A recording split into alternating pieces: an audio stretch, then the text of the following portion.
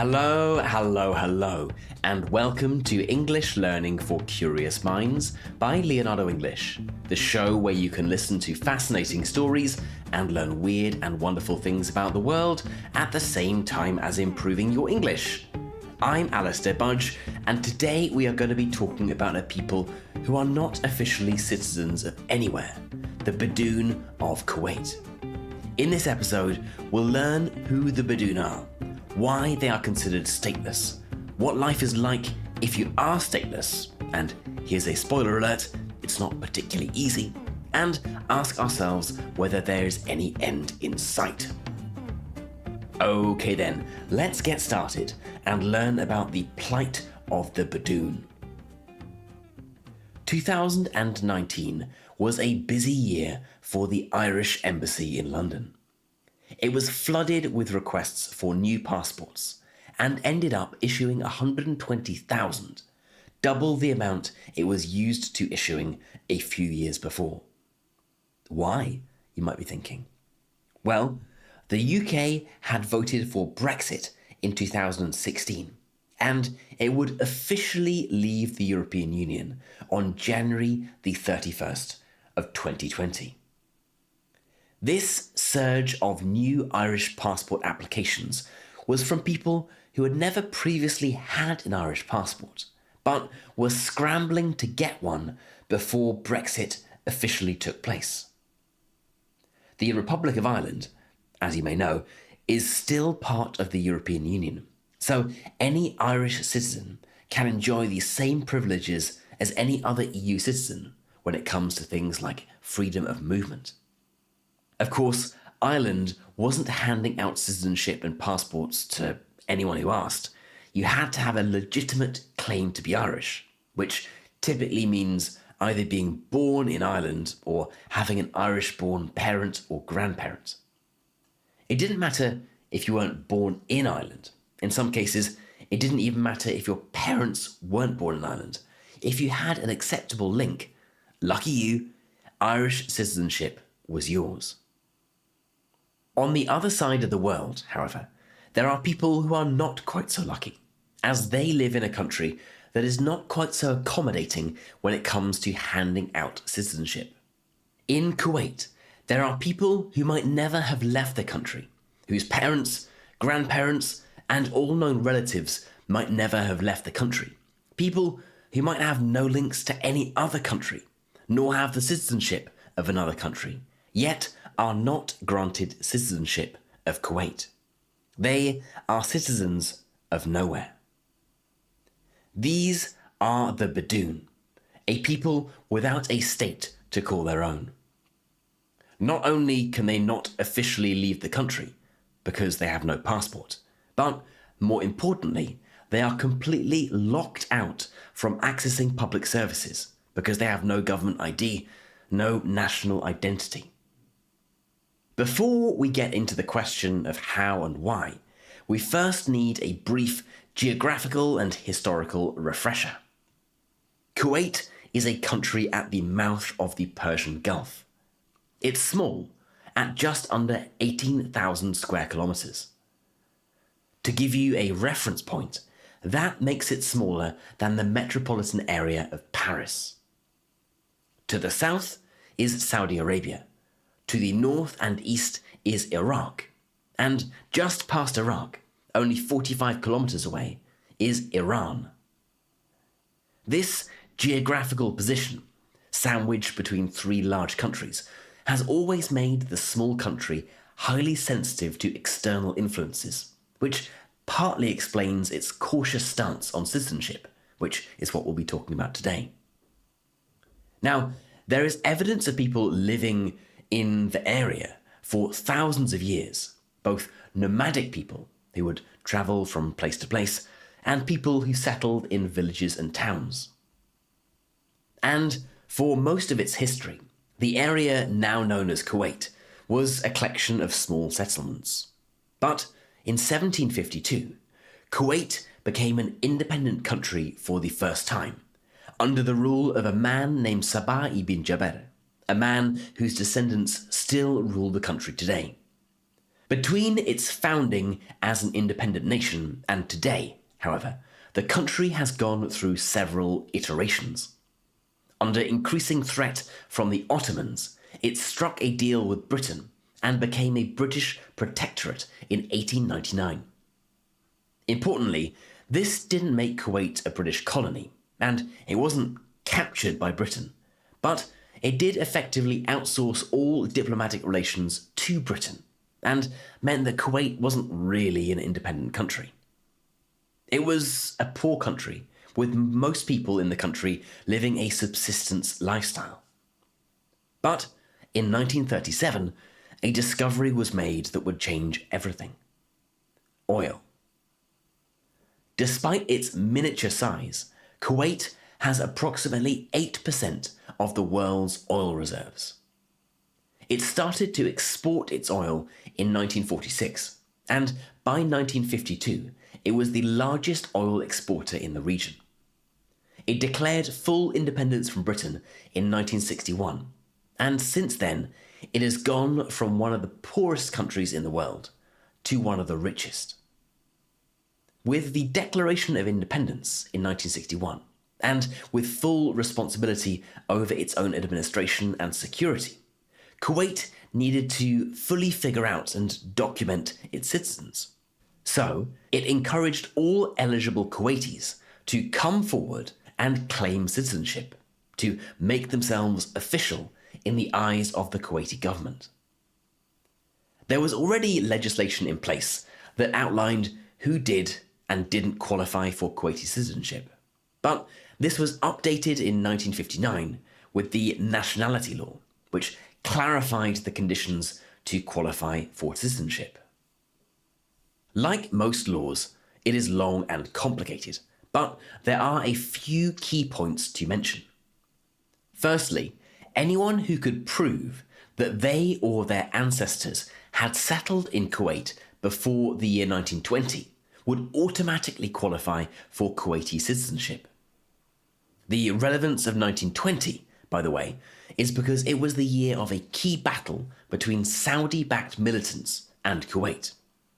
The Kuwaitis won, and so this 1920 date was taken as being that anyone who was there at the time of this key military victory, by default, deserved citizenship.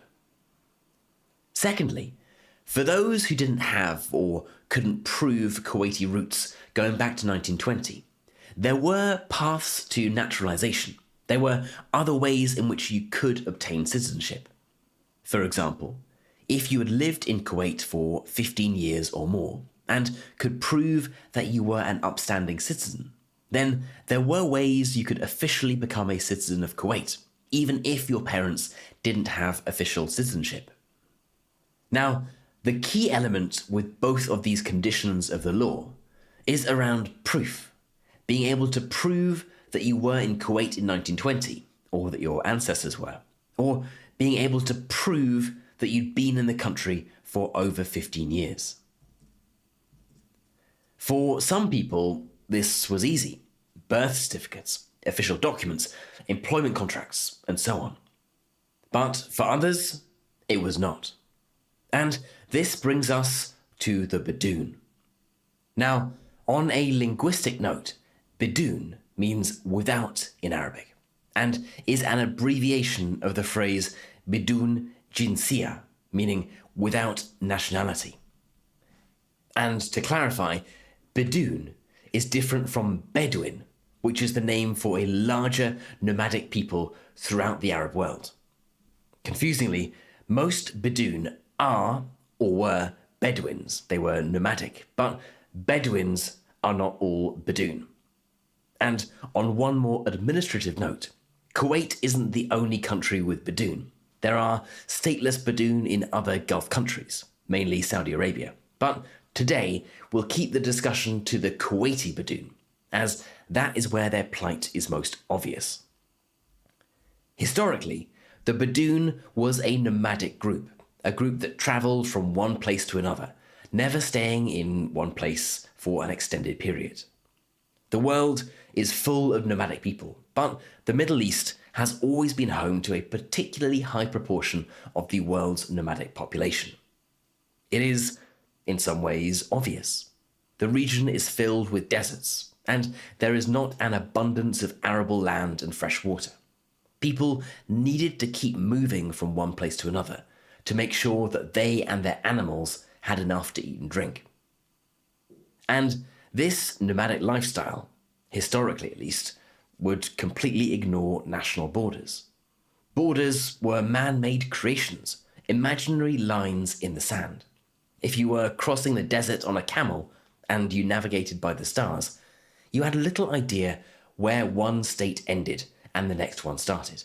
It simply didn't matter. You lived within your nomadic community, your tribe. It was where you were born, raised, and died, like your parents, and their parents before them. And for nomadic Bidoon, in the early 1960s, when there were calls from the Kuwaiti government for every eligible person in the country to come forward and claim citizenship, many simply never got the message. They never heard about it.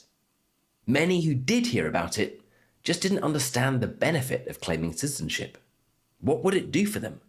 To them, formal borders and state institutions were new, foreign concepts. They lived outside mainstream society, so why should they register to collect a piece of paper? It sounded like a lot of work, without any tangible benefit. And even for those who did try to register, there was the additional problem that most were illiterate. They couldn't read or write, making it hard to understand what they needed to do.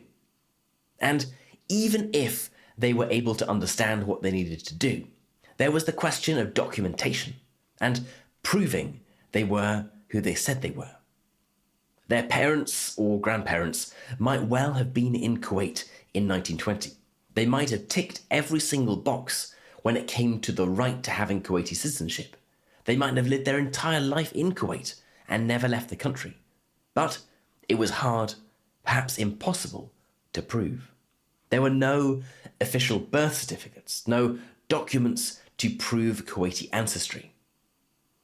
Early in the citizenship process, early in Kuwait's history as an independent nation, the authorities appeared to be more understanding of this.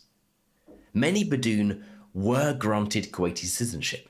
They were given the same social security benefits as everyone else, and they were allowed to hold normal jobs.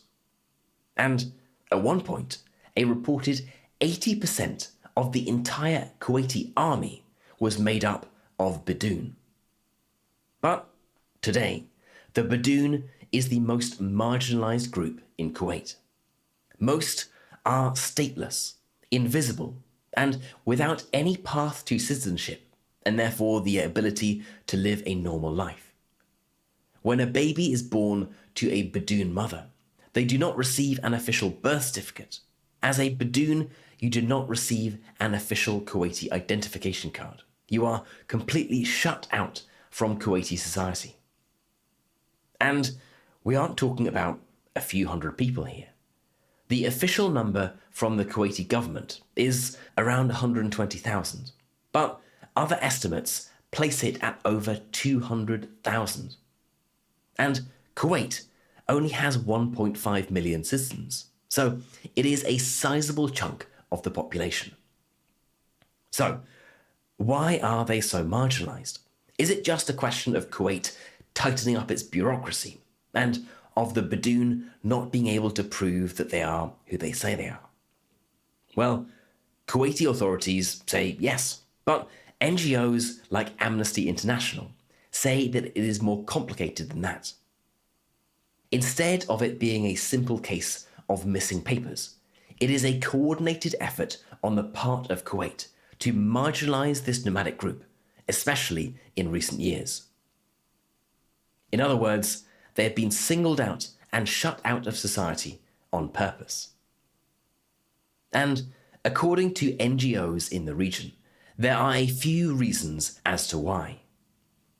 The key thing is that the major change happened in the late 1980s and early 1990s, when Kuwait was under increasing pressure and aggression from its northern neighbour, Iraq.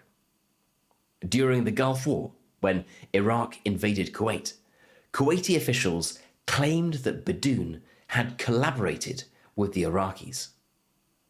Although it is debated whether this is true, it has led to deep skepticism about the true allegiance of the Bidoon, and a sense that this entire group cannot be trusted. On a related note, the Kuwaiti government has argued that the Bidoon are full of foreign nationals, people from neighbouring countries like Iraq and Saudi Arabia, who have no right to claim that they are Kuwaiti. They are claiming that they are Kuwaiti, so they are entitled to Kuwait's generous welfare benefits, when, in reality, they are not Kuwaiti in the slightest. The Kuwaiti government fears that allowing the Bidoon citizenship would open the doors for more people to claim citizenship under the guise of being Bidoon. It's also believed that most Bidoon are Shia, they are Shia Muslims, and the majority of Kuwait, including its ruling family, is Sunni. And without getting too deep into the history of Islam and the theological reasons behind it, as I'm sure you will know, Shia and Sunni Muslims have had their fair share of differences and distrust of one another, to put it mildly. And finally, there is the argument that it is actually quite convenient for the state of Kuwait to have its own mass of second-class citizens. We'll come to this in greater detail in a minute, but being shut out of mainstream society forces people to turn to casual, informal, and typically poorly paid work. So this undocumented mass of the population is, sadly, a convenient underclass of the Kuwaiti state. In other words, they do the poorly paid and unpleasant work that Kuwaiti citizens simply don't want to do. And in terms of what life is like for the Bidoon, and how being stateless affects your day-to-day life, as you might imagine, it makes life difficult and pretty miserable. Without citizenship, they are cut off from all government services, healthcare, education, bank accounts, practically every form of bureaucracy. Children born to stateless Bidoon parents cannot attend free government school, and the only option for an education is to be sent to private schools, which are lower quality and expensive. So many Bidoon children simply do not go to school, further damaging their already dismal employment prospects. And in terms of employment, again, the Bidoon typically have to work in the shadows, working informally in low-paying and insecure jobs with no legal protection. And in a wealthy country like Kuwait, this makes the Bidoon stand out even more. In Kuwait, there is already a large gulf between the citizens of Kuwait, who only make up just over 30% of the population, and the foreign workers, who make up the majority of the population, but can't access the extremely generous welfare system enjoyed by Kuwaiti citizens. Kuwait's huge oil reserves allow it to offer its citizens free education, healthcare, subsidized housing, and well-paid and secure public sector jobs. But foreigners, who have been imported to fill labor-intensive, often low-paid jobs, have to turn to the expensive and typically lower-quality private sector for all of this. And the contrast between the relative luxury and comfort afforded to the average Kuwaiti citizen and the conditions under which the Bidoon have to live is particularly jarring. Another layer of complexity behind all of this is the gender bias in Kuwait's nationality law. Like in many Gulf countries, in Kuwait, citizenship is passed through the father, not the mother, meaning that children born to Kuwaiti mothers and Bidoon or foreign fathers do not automatically receive Kuwaiti citizenship. This leaves many Bidoon children stateless and without access to the benefits of Kuwaiti nationality, even if their mother has Kuwaiti citizenship. For Bidoon families, this makes the cycle of statelessness even harder to break, further marginalising them in Kuwaiti society. Sadly, there seems to be little opportunity for this to change. Kuwait says it needs to see proof, official documents, before it hands out prized Kuwaiti citizenship. The Bidoon cannot provide this proof because they never had it in the first place. And it is not like there is any other country that can or should take them.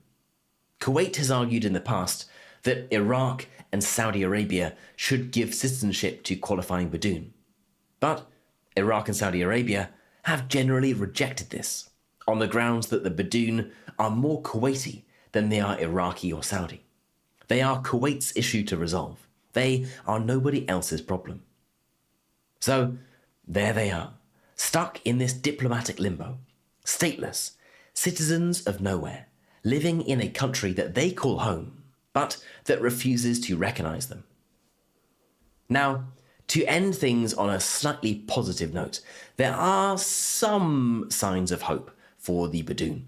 There is increasing international pressure on Kuwait from NGOs to solve the issue of the Bidoon citizenship, and some signs that this is an issue Kuwait cannot ignore forever. After all, Kuwait is a signatory to several important international agreements, binding it to give legal rights and citizenship to stateless people. But, as you've heard, despite having signed these conventions, Kuwait seems to have no qualms about continuing to violate them. In 2014, a United Nations initiative was launched to end statelessness within a decade, so by the year 2024. That has not happened, but while change is slow, international pressure is mounting, and the Bidoon issue is gaining more attention on the world stage. Now, the Bidoon only make up a fraction of the world's stateless population, but their case is particularly interesting. They are not stateless because of a war or redrawing of national borders. They are stateless because their parents and grandparents never claimed a state when they could have. 60 years later, the Bidoon of today are paying the price. They have slipped through all of the bureaucratic cracks and exist, invisible, in the shadows of one of the richest countries in the world. Okay then, that is it for today's episode on the Bidoon, the stateless citizens, or rather non-citizens of Kuwait. As always, I would love to know what you thought of this episode. Are you from Kuwait or from the Gulf region? If so, what do you think is the answer to the question of the Bidoon? Are there stateless people in your country? And what paths exist, if any, to giving them citizenship? I would love to know, so let's get this discussion started.